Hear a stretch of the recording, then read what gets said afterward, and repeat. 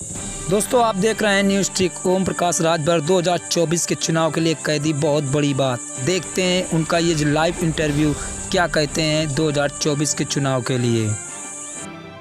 बैठ रहे नहीं हैं। क्या लग रहा है कि कुछ सीटें आ रही हैं पाले में सर? देखिए, जिस तरह का जनता का रुझान भारतीय समाज पार्टी के प्रत्याशियों के साथ देखने को मिला, कार्यक्रम में जाने पर 4,000, 5,000, 3,000, 2,000 लोग अपने से आकर के नगर पंचायत में, नगर पालिका में जब लोग जुट रहे हैं, तो कहीं न कहीं एक रुझान है और सुर में सुर मिला रहे हैं। अच्छा, पहले चरण का जो दिन था वो सभी ने देखा, मतदान का प्रतिशत जो था बहुत ही कम था अगर हम यहाँ की बात करें। दूसरे चरण का आज मतदान का दिन है, तो क्या लग रहा है कुछ संभावनाएं बढ़ेंगी आगे? कुछ प्रगति हो सकती है। देखिए, 2-3 चीज़ें आ रही हैं जो क्षेत्र में जाने पर।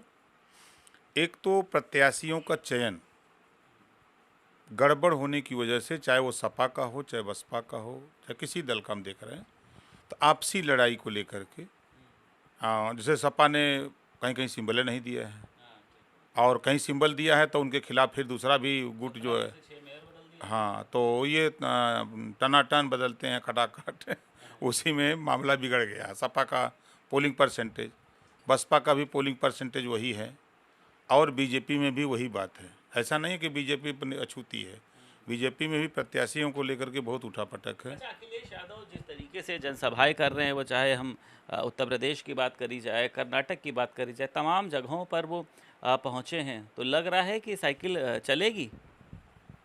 अब कर्नाटक में तो चुनाव हो रहा था, चुनाव नहीं लड़े, चलेगी कहाँ से?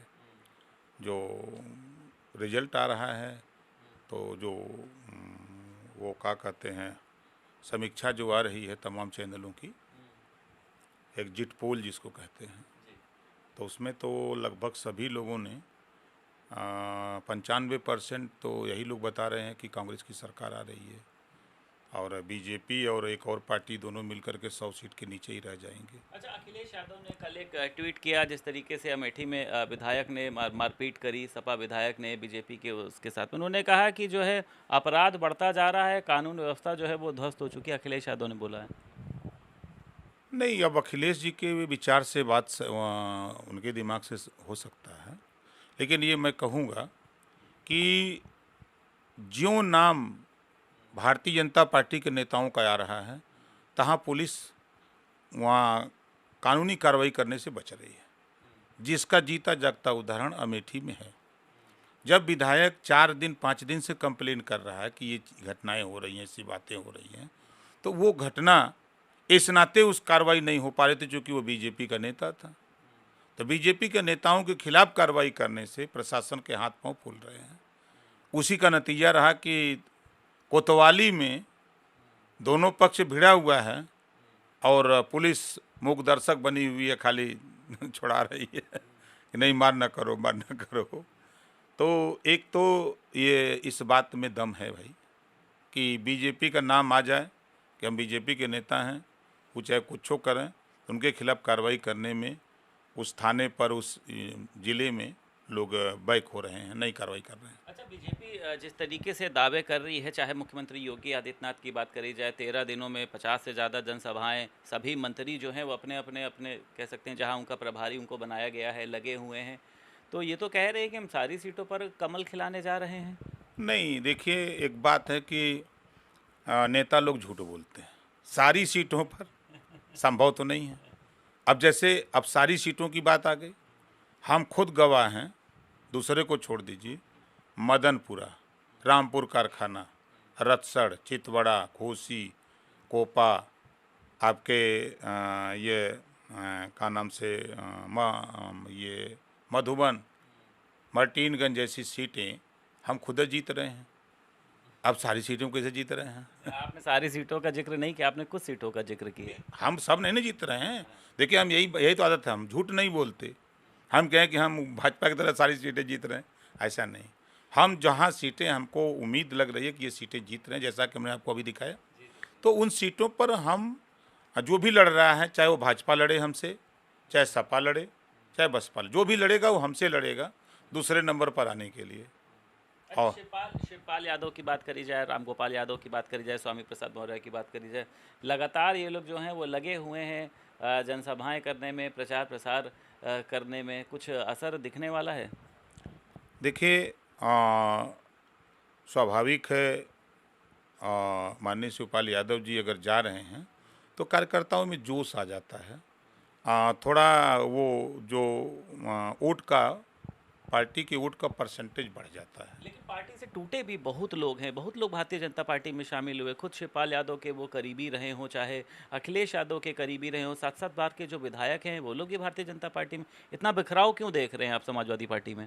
देखिए, इस समय नेता लोग, खास तौर से नेताओं की बात करें तो ये खाली अपना लाभ देख रहे हैं। जनता के बीच में भाषण तो जनता का देते हैं, लेकिन ये अपना लाभ कहाँ मिल जाए कि हम एमएलए बन जाएं, मंत्री बन जाएं, सांसद बन जाएं, फिर दिल्ली में हम पहुंच जाएं। मतलब वो ये जनता के बीच में अगर कहते कि नहीं नहीं, हम आपकी भला नहीं, हम अपनी भला के लिए लड़ रहे हैं, तब तो जनता इन लोगों को समझा ही देती। अच्छा, हाल फिलहाल की बात करी जाए, राजभर जी अपना लाभ देख रहे हैं, कहीं पर नहीं देख रहे हैं? देखिए, हम तो जनता का लाभ देखते हैं कि जनता को न्याय मिले, उनको रोटी, कपड़ा, शिक्षा, स्वास्थ्य, रोजगार मिले। हम इसके लिए लड़ते हैं। नहीं तो आप बताइए, हमको लाभ देखना होता तो मैं मंत्री पद छोड़ करके हट जाता।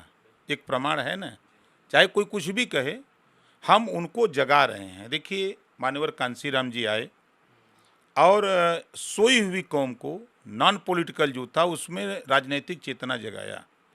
जो प्रदेश में नफरत थी, उस नफरत को उन्होंने दूर करके, जो शेर, बबर, चीता, हाथी, घोड़ा, ऊंट, खच्चर, भेड़, बकरी, एक घाट पे पानी पिलाया कांशीराम जी ने। तो एक राजनीतिक चेतना जगाया।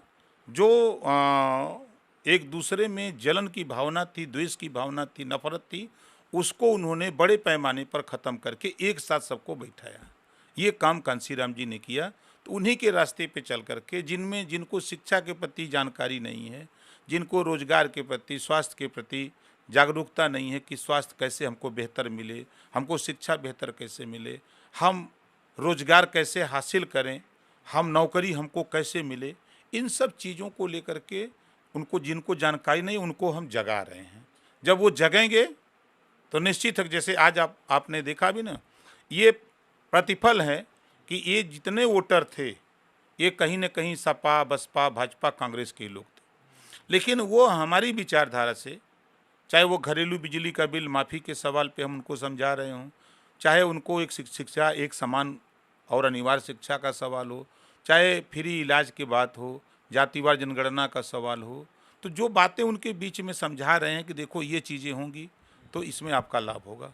तो जब उनका लाभ होगा तो हमारा भी लाभ होगा। राजभर जी, इन दिनों एक फिल्म जो है वो बहुत चर्चा में बनी हुई है, द केरल स्टोरी। केरल की फिल्म है, उसमें लव जिहाद, धर्मांतरण, तमाम ऐसे मुद्दों को दिखाया गया है। बीजेपी शासित राज्यों में टैक्स फ्री किया जा रहा है, यूपी में भी किया गया है। कल मुख्यमंत्री योगी आदित्यनाथ कैबिनेट के साथ इसको देखेंगे। समाजवादी पार्टी की बात करी जाए या फिर अन्य सरकारों की बात करी जाए, कांग्रेस की बात करी जाए, बहुत ही ज़्यादा विरोध कर रही है इस पर। देखिए, हम तो ये कहेंगे कि जिस तरह रामायण, महाभारत का धारावाहिक बना करके लोग दिखा रहे हैं ना, तमाम एंकर, तमाम उसको संस्कृति मिलती है और टैक्स फ्री करके दिखा रहे हैं, जिस तरह केरला की बात आप कर रहे हैं, उसी तरह बाबा साहब डॉक्टर अम्बेडकर द्वारा जो संविधान लिखा गया है, उसका सीरियल बना क्यों नहीं दिखाते? आप मांग करेंगे इसकी? 100% हम आपके माध्यम से प्रदेश और देश की सरकार और सभी पार्टियों से कहूँगा कि एक संविधान का भी एक सीरियल बने, जनता के बीच में इसको दिखाया जाए। और जब जनता ये समझेगी कि संविधान में बाबा साहब डॉक्टर अम्बेडकर जी ने फला फला आर्टिकल में हमारे लिए क्या लिखा है, जो हमको गुमराह किया जाता है, जिस दिन वो जानेगा तो वो अपने हक के लिए लड़ेगा।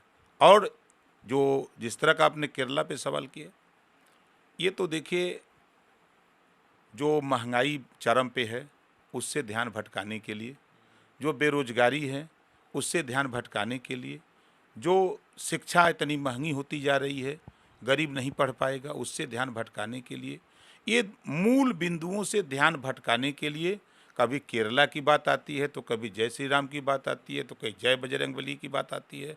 लेकिन महंगाई और बेरोजगारी जैसे मुद्दे पर कोई फिल्म बना के नहीं दिखा रहे हैं, कोई सीरियल नहीं बन रहा है कि 400 का सिलेंडर 1200 हो गया, 60 रुपया का पेट्रोल 90 रुपया हो गया, जो 60 रुपये की अरहर की दाल थी 120 रुपया हो गया। इसका भी सीरियल बना के दिखा दो जनता को।